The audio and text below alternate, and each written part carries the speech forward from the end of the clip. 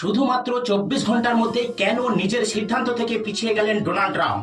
কেন তার হুমকিতে এবার বিশ্ব বাজারও খুব একটা বিচলিত হলো না? আর সত্যিই কি রাশিয়া ও চীনের নতুন সমর্থনে ইরান এমন অবস্থানে পৌঁছে গেছে যেখানে আমেরিকার প্রতিটি পদক্ষেপ আগে থেকেই জেনে যাচ্ছে তেহরান? আজকের ভিডিওর তথ্যগুলো শেষ পর্যন্ত দেখলে আপনার পুরো ধারণা সম্পূর্ণ বদলে যেতে পারে। কোনো মার্কিন প্রেসিডেন্টকে কি কখনো এত কম গুরুত্ব দিয়েছে বিশ্বের শেয়ার বাজার? আর যদি দিয়ে থাকে তাহলে তার প্রকৃত কারণ কি? কয়েক ঘন্টা আগেও ডোনাল্ড ট্রাম্প হরমুজ প্রণালী দিয়ে চলাচলকারী জাহাজের উপর 20% টোল আরোপ এবং ইরানি জাহাজের বিরুদ্ধে কঠোর অবরোধ ঘোষণা দিয়ে আন্তর্জাতিক রাজনীতিতে নতুন করে আলোড়ন সৃষ্টি করেছিলেন। প্রথম ধাক্কায় বিশ্ব বাজারে কিছুটা নেতিবাচক প্রতিক্রিয়া দেখা গেলেও সেটি ছিল মূলত একটি স্বল্পমেয়াদী মার্কেট কারেকশন, কোনো বড় ধরনের ধস নয়। এই ঘটনাই একটি বড় প্রশ্ন তুলে দেয়, বিশ্বের বিনিয়োগকারীরা কি এবার ট্রাম্পের হুমকিকে আগের মতো গুরুত্ব দিচ্ছে না? কিন্তু কেন এমন হলো? মাত্র 24 ঘন্টার মধ্যেই কি এমন তথ্য সামনে এলো যার কারণে ট্রাম্প নিজেই নিজের অবস্থান বদলাতে বাধ্য হলেন? এখান থেকেই শুরু হচ্ছে আজকের সবচেয়ে গুরুত্বপূর্ণ অধ্যায়।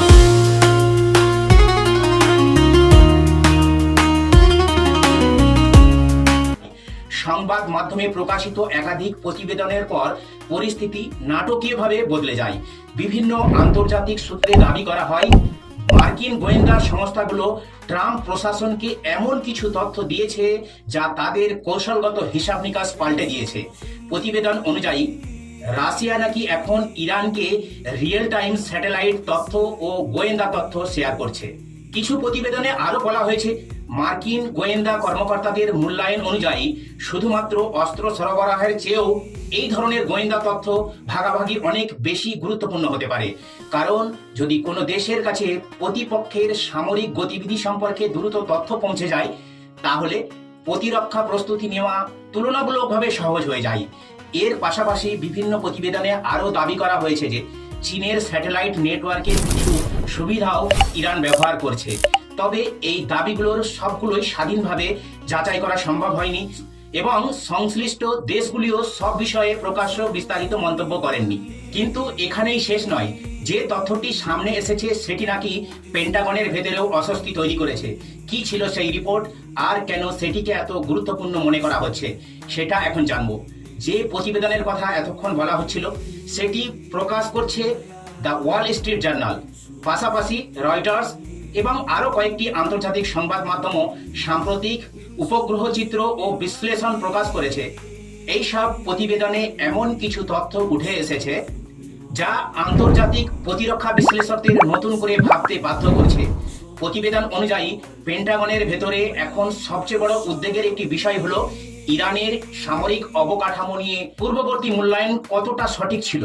যুদ্ধের সময় পরিচালিত হামলায় ইরানের বেশ কিছু গুরুত্বপূর্ণ স্থাপনা ক্ষতিগ্রস্ত হয়েছিল বলে দাবি করা হয়, কিন্তু পরবর্তী উপগ্রহ চিত্র বিশ্লেষণে দেখা যাচ্ছে ক্ষতিগ্রস্ত অবকাঠামোর একটি অংশ খুব অল্প সময়ের মধ্যেই আবার সচল করার চেষ্টা হয়েছে বলে বিভিন্ন প্রতিবেদনে উল্লেখ করা হয়েছে।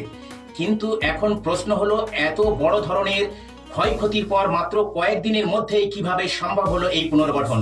এর পিছনে কি শুধু ইরানের নিজস্ব ক্ষমতা নাকি আরো বড় কোনো আন্তর্জাতিক সহযোগিতা কাজ করছে? সামনে যেসব তথ্য আসছে তা সত্যিই বিস্ময়কর। যুদ্ধবিরতির আগে এবং পরে ইরানের পক্ষ থেকে বারবার একটি বক্তব্য শোনা গিয়েছিল। তাদের দাবি ছিল যুদ্ধবিরতি কেবল সংঘাত থামানোর জন্য নয়, বরং প্রতিটি পক্ষই একই সময়কে নিজেদের অবস্থান শক্তিশালী করতে ব্যবহার করবে। অনেক বিশ্লেষকের ধারণা ছিল এই সময়ে যুক্তরাষ্ট্র ও তার মিত্ররা তাদের কৌশলগত প্রস্তুতি আরো বাড়াবে, কিন্তু কিছু প্রতিবেদনে উল্টো দাবি উঠে আসে। যুদ্ধবিরতির সময় ইরানও দ্রুত নিজেদের ক্ষতিগ্রস্ত সামরিক ও লজিস্টিক অবকাঠামো পুনর্গঠনের কাজ এগিয়ে নিয়েছে। গত কয়েক সপ্তাহে যুক্তরাষ্ট্রের নেতৃত্বাধীন বাহিনী ইরানের বিভিন্ন অঞ্চলে একাধিক সামরিক অভিযান পরিচালনা করেছে বলে আন্তর্জাতিক সংবাদ মাধ্যম জানিয়েছে। এই সব অভিযানে শত শত সামরিক ও লজিস্টিক লক্ষ্যবস্তুতে বিমান ও ক্ষেপণাস্ত্র হামলা চালানোর দাবি করা হয়েছে। এই হামলার অন্যতম গুরুত্বপূর্ণ লক্ষ্য ছিল বিমানবন্দর আব্বাস হরমুজ প্রণালীর কৌশলগতভাবে অত্যন্ত গুরুত্বপূর্ণ একটি বন্দর। এছাড়াও বুশেহার প্রদেশের বিভিন্ন স্থাপনাও হামলার আওতায় আসে বলে বিভিন্ন সূত্রে উল্লেখ করা হয়েছে। ইরানের একমাত্র বেসামরিক পারমাণবিক বিদ্যুৎ কেন্দ্র এই এলাকায় অবস্থিত হওয়ায় আন্তর্জাতিক পরমাণু শক্তি সংস্থাও পরিস্থিতি নিয়ে উদ্বেগ প্রকাশ করেছে। তবে ইরান দাবি করেছে তাদের পারমাণবিক স্থাপনায় বড় ধরনের ক্ষতি হয়নি। কিন্তু এখানেই গল্প শেষ নয়। আসল লড়াই শুধু ক্ষেপণাস্ত্র বা যুদ্ধ বিমানের নয়, এমন একটি জায়গা রয়েছে যার নিয়ন্ত্রণ মানেই গোটা বিশ্বের জ্বালানি বাজারের উপর প্রভাব। আর সেই জায়গার নাম হরমুজ প্রণালী। কেন এটি এত গুরুত্বপূর্ণ? হরমুজ প্রণালী দখলের লড়াইকে অনেকেই শুধু একটি সামরিক সংঘাত হিসাবে দেখেন, কিন্তু বাস্তবে এটি তার চেয়ে অনেক অনেক বেশি বড়। এটি বিশ্বের জ্বালানি নিরাপত্তা, আন্তর্জাতিক বাণিজ্য এবং ভূ রাজনৈতিক শক্তির ভারসাম্যের সঙ্গে সরাসরি জড়িত। এই কারণেই আবু মুসা, সিরি, জাস্ক, কেশাম এবং উপসাগরীয় অঞ্চলে আরো কয়েকটি কৌশলগত দ্বীপ ও উপকূলীয় এলাকাকে ঘিরে উত্তেজনা বরাবর বাড়ছে। বিভিন্ন প্রতিবেদনে বলা হয়েছে এই সব এলাকায় একাধিক হামলা ও পাল্টা হামলার ঘটনা ঘটেছে। শুধু উপকূল নয়, ইরানের দক্ষিণ পশ্চিম অঞ্চলের শিল্পনগরী মাহসার এলাকায় হামলার লক্ষ্যবস্তু ছিল বলে বিভিন্ন আন্তর্জাতিক সংবাদ মাধ্যমে উল্লেখ করা হয়েছে। এছাড়াও উত্তর ও দক্ষিণ পূর্ব ইরানের গুরুত্বপূর্ণ রেল লাইন এবং একাধিক সেতুতেও আঘাত হানা হয়েছিল। এইসব অবকাঠামো ইরানের অভ্যন্তরীণ যোগাযোগের পাশাপাশি আন্তর্জাতিক বাণিজ্যের জন্য অত্যন্ত গুরুত্বপূর্ণ বলে মনে করা হয়। কিন্তু এখানেই ঘটেছে সবচেয়ে বড় চমক। যে অবকাঠামো ধ্বংস হয়ে গেছে বলে মনে করা হয়েছিল, সেটি যদি মাত্র একদিনের মধ্যে আবার সচল হয়ে যায়, তাহলে কি পুরো যুদ্ধের হিসাবটাই বদলে যায় না? এখন শুনুন সেই ঘটনায়। প্রতিবেদন অনুযায়ী গোলেস্তান প্রদেশের একটি গুরুত্বপূর্ণ রেল সেতু হামলায় ক্ষতিগ্রস্ত হয়েছিল। মার্কিন পক্ষের ধারণা ছিল এই রুট দীর্ঘ সময়ের জন্য অচল হয়ে যাবে এবং ইরানের সরবরাহ ব্যবস্থা বড় ধরনের প্রভাব পড়বে। কিন্তু পরে প্রকাশিত কিছু প্রতিবেদনে দাবি করা হয় খুব অল্প সময়ের মধ্যেই ওই রুটে পুনরুদ্ধার কাজ শুরু হয় এবং দ্রুত সেটি সচল করার চেষ্টা করা হয়। গোলেস্তান প্রদেশের স্থানীয় কর্মকর্তারা জানিয়েছে যে কোনো পরিস্থিতিতেই গুরুত্বপূর্ণ অবকাঠামো সচল রাখার চেষ্টা অব্যাহত থাকবে। কিন্তু প্রশ্ন হলো, এত দ্রুত মেরামতের প্রযুক্তি কোথা থেকে এলো? এটি কি শুধুই ইরানের নিজস্ব ক্ষমতা, নাকি এর পেছনে রয়েছে আরো বড় কোনো আন্তর্জাতিক সহযোগিতা? এখান থেকেই শুরু হচ্ছে সবচেয়ে বড় বিতর্কের অধ্যায়। কিছু আন্তর্জাতিক বিশ্লেষণে দাবি করা হয়েছে এই পুনর্গঠনের পেছনে চীনের প্রযুক্তিও সহায়তা থাকতে পারে, যদিও এইসব দাবির স্বাধীন ও চূড়ান্ত প্রমাণ প্রকাশ্যে আসেনি। তবুও প্রতিরক্ষা বিশ্লেষকদের মধ্যে বিষয়টি নিয়ে ব্যাপক আলোচনা চলছে। বিশেষজ্ঞদের মতে গোলেস্তানের এই রেল করিডোরটি শুধু ইরানের জন্য নয়, এটি চীন, মধ্য এশিয়া এবং আঞ্চলিক বাণিজ্যের জন্য অত্যন্ত গুরুত্বপূর্ণ একটি সংযোগ পথ।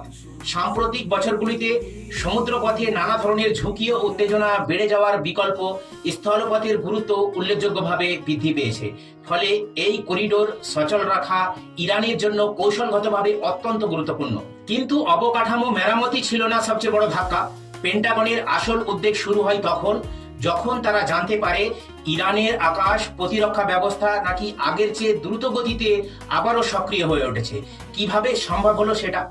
আমেরিকার দাবি ছিল সাম্প্রতিক বিমান ও ক্ষেপণাস্ত্র হামলায় ইরানের বিমান প্রতিরক্ষা ব্যবস্থা, উপকূলীয় নজরদারি রাডার, ড্রোন ও ক্ষেপণাস্ত্র সংরক্ষণাগার এবং ইসলামিক রিভলিউশনারি গার্ড কর্পোরেশন মানে IRGCর একাধিক দ্রুতগামী নৌযান ক্ষতিগ্রস্ত হয়েছে।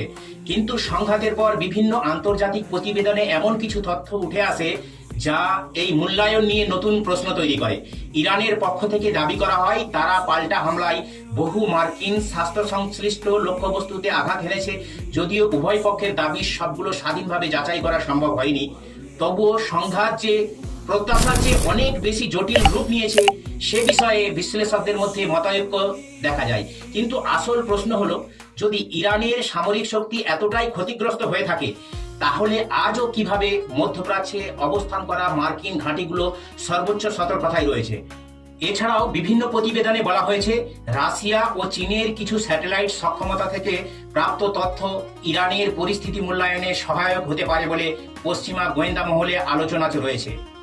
যদি এই সব দাবি বাস্তবতার সঙ্গে মিলে যায়, তাহলে সংঘাতের চরিত্র আগের তুলনায় অনেক বেশি জটিল হয়ে উঠতে পারে। কিন্তু এখানেই শেষ নয়, কারণ আসল রহস্য লুকিয়ে আছে ইরানের মাটির শত শত মিটার নিচে। এমন এক গোপন সামরিক অবকাঠামো যাকে বিশ্বের প্রতিরক্ষা বিশ্লেষকরা ডাকেন মিসাইল সিটি। সত্যিই কি সেখানে হামলার পরও উৎপাদন ও মেরামত কাজ চলতে পারে? ইরানের মাটির নিচে নির্মিত বিশাল সামরিক স্থাপনাগুলিকে আন্তর্জাতিক গণমাধ্যমে প্রায় মিসাইল সিটি নামে উল্লেখ করে থাকেন। বছরের পর বছর ধরে তৈরি এই ভূগর্ভস্থ টানেল নেটওয়ার্ক নিয়ে নানান প্রতিবেদনে স্যাটেলাইট বিশ্লেষণ এবং সামরিক মূল্যায়ন প্রকাশিত হয়েছে। সাম্প্রতিক সংঘাতের পর প্রথম দিকে অনেক বিশ্লেষক ধারণা করেছিল ইরানের ক্ষেপণাস্ত্র ক্ষমতা বড় ধরনের ধাক্কা খেয়েছে, কিন্তু পরবর্তী সময়ে প্রকাশিত বিভিন্ন প্রতিবেদনে ভিন্ন একটি চিত্র উঠে আসে। কিছু প্রতিবেদনের দাবি, ক্ষতিগ্রস্ত বা আংশিকভাবে চাপা পড়া কিছু মোবাইল লঞ্চার ও ক্ষেপণাস্ত্র ব্যবস্থা পুনরায় সচল করার কাজ দ্রুত শুরু হয়েছিল। যদিও এই দাবির অধিকাংশ স্বাধীনভাবে যাচাই করা সম্ভব হয়নি, তবুও বিষয়টি আন্তর্জাতিক প্রতিরক্ষা মহলে ব্যাপক আলোচনার জন্ম দিয়েছে। কিন্তু সবচেয়ে বড় প্রশ্ন হলো, যেই বাংকারগুলো প্রবেশপথ ক্ষতিগ্রস্ত হয়েছে বলে মনে করা হচ্ছিল, সেগুলোর ভেতরে কি সত্যিই কাজ চলছিল, নাকি এটি শুধু যুদ্ধকালীন প্রচারণা? এখন আসছে সেই তথ্য যা বহু বিশ্লেষকদের দৃষ্টি আকর্ষণ করেছে। আন্তর্জাতিক প্রতিরক্ষা বিষয়ক কয়েকটি সাময়িক ও বিশ্লেষণে উল্লেখ করা হয়েছে, ইরানের কিছু ভূগর্ভস্থ স্থাপনা শুধুমাত্র অস্ত্র সংরক্ষণের জন্য নয়, সেখানে রক্ষণাবেক্ষণ, যন্ত্রাংশ মেরামত এবং প্রযুক্তি সহায়তার ব্যবস্থাও থাকতে পারে। কিছু প্রতিবেদনে দাবি করা হয়েছে এই সব স্থাপনার ভেতরে ওয়ার্কশপ, বিদ্যুৎ সরবরাহ ব্যবস্থা এবং সীমিত প্রযুক্তিগত সুবিধা রয়েছে। তবে এই দাবিগুলোর পূর্ণাঙ্গ স্বাধীন প্রমাণ প্রকাশ্যে নেই। যদি এই সব তথ্য সঠিক হয়ে থাকে, তাহলে উপরের অংশ ক্ষতিগ্রস্ত হলেও ভেতরে কিছু কার্যক্রম সীমিত পরিসরে চালিয়ে যাওয়া সম্ভব হতে পারে। আর এখানেই শুরু হচ্ছে প্রযুক্তির যুদ্ধ। কারণ শুধু ক্ষেপণাস্ত্র থাকলেই হয় না, সেগুলোকে দ্রুত মেরামত করে আবার মোতায়েন করার সক্ষমতাও সমান গুরুত্বপূর্ণ। বিভিন্ন বিশ্লেষণে আরো বলা হয়েছে, সংঘাতের পর খুবই অল্প সময়ের মধ্যেই ইরান কিছু মোবাইল লঞ্চার পুনরায় মোতায়েন করতে সক্ষম হয়েছে বলে দাবি করা হচ্ছে। যদি এই মূল্যায়ন সঠিক হয়, তাহলে এটি দেখায় যে দীর্ঘদিনের প্রস্তুতি, বিকেন্দ্রীভূত অবকাঠামো এবং দ্রুত পুনরুদ্ধার কৌশল আধুনিক যুদ্ধে কতটা গুরুত্বপূর্ণ হয়ে উঠেছে। অন্যদিকে মার্কিন ও ইসরায়েলি পক্ষ এই ধরনের দাবির অনেকগুলোর সঙ্গে একমত নয় এবং সংঘাতে ইরানের সামরিক সক্ষমতা উল্লেখযোগ্যভাবে ক্ষতিগ্রস্ত হয়েছে বলে তাদের অবস্থান। অর্থাৎ তথ্যযুদ্ধের এই পর্যায়ে উভয় পক্ষই নিজেদের সাফল্যের ভিন্ন ভিন্ন চিত্র তুলে ধরছে। বাস্তব পরিস্থিতি সম্পর্কে নিশ্চিত সিদ্ধান্তে পৌঁছাতে স্বাধীন যাচাই অত্যন্ত গুরুত্বপূর্ণ। কিন্তু সবশেষে সবচেয়ে বড় প্রশ্ন রয়ে যায়, এই সংঘাতের পর আসল সুবিধা কার হলো? আমেরিকার, ইরানের, নাকি নীরবে নিজেদের অবস্থান আরো শক্তি করে ফেললো রাশিয়া ও চীন? এই সংঘাত ভবিষ্যতে কোন দিকে যেতে পারে তার সম্ভাব্য চিত্র। এই পুরো সংঘাতের পর এখন সবচেয়ে গুরুত্বপূর্ণ প্রশ্ন হলো, আসলে কে লাভবান হলো? ট্রাম্প প্রশাসন বলছে তাদের সামরিক অভিযানের ফলে ইরানের গুরুত্বপূর্ণ অবকাঠামো ক্ষতিগ্রস্ত হয়েছে এবং তাদের সামরিক সক্ষমতা দুর্বল হয়েছে।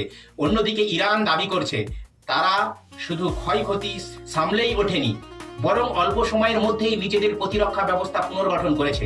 বাস্তবতা হলো, যুদ্ধক্ষেত্রে উভয় পক্ষই নিজেদের সাফল্যের দাবি করে, তাই যুদ্ধের সময় প্রকাশিত প্রতিটি তথ্য স্বাধীনভাবে যাচাই করা সবসময় সম্ভব হয় না। তবে একটি বিষয় পরিষ্কার, এই সংঘাত শুধু দুটি দেশের মধ্যে সীমাবদ্ধ নেই, এর প্রভাব পড়ছে গোটা মধ্যপ্রাচ্য এবং বৈশ্বিক ভূরাজনীতির উপর। কিন্তু সবচেয়ে বড় পরিবর্তন কি যুদ্ধক্ষেত্রে ঘটেছে, নাকি বিশ্ব রাজনীতির শক্তির ভারসাম্যই শুরু হয়েছে নতুন অধ্যায়?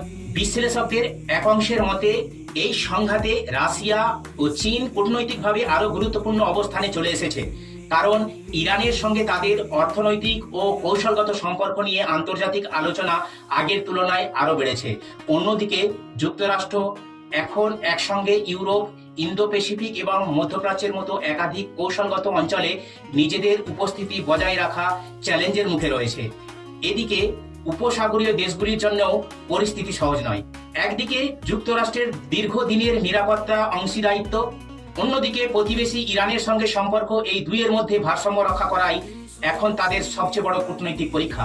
যদি ভবিষ্যতে উত্তেজনা আরো বৃদ্ধি পায়, তাহলে শুধু মধ্যপ্রাচ্য নয়, বিশ্ব জ্বালানি বাজার, আন্তর্জাতিক বাণিজ্য এবং বৈশ্বিক অর্থনীতিতেও এর প্রভাব পড়তে পারে।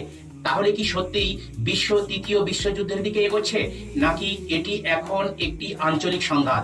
যা বড় শক্তিগুলোর কূটনৈতিক হিসাব নিকাশের মাধ্যমে নিয়ন্ত্রণে রাখা সম্ভব? এর উত্তর সময়ই দেবে। তবে একটি বিষয় নিশ্চিত, মধ্যপ্রাচ্যের প্রতিটি নতুন পদক্ষেপ এখন শুধু ওই অঞ্চলের নয়, পুরো বিশ্বের ভবিষ্যৎকে প্রভাবিত করতে পারে।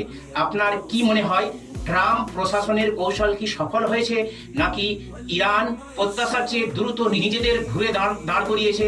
আর রাশিয়া ও চীনের ভূমিকা ভবিষ্যতে এই সংঘাতকে কোন দিকে নিয়ে যেতে পারে? আপনার যুক্তি ও মতামত অবশ্যই কমেন্টে জানান। আপনাদের প্রতিটি মতামত আমরা গুরুত্ব দিয়ে পড়ি। ভিডিওটি যদি তথ্যবহুল মনে হয়ে থাকে তাহলে একটি লাইক দিয়ে আমাদের উৎসাহিত করুন, শেয়ার করুন যাতে আরো মানুষ এই আলোচনা দেখতে পারেন, এবং ট্রুটক চ্যানেলটিকে সাবস্ক্রাইব করে বেল আইকনটিকে প্রেস করে রাখুন। আমরা আন্তর্জাতিক রাজনীতি, ভূ রাজনীতি এবং গুরুত্বপূর্ণ বিশ্ব ঘটনা নিয়ে তথ্যভিত্তিক বিশ্লেষণ নিয়মিত তুলে ধরে থাকি।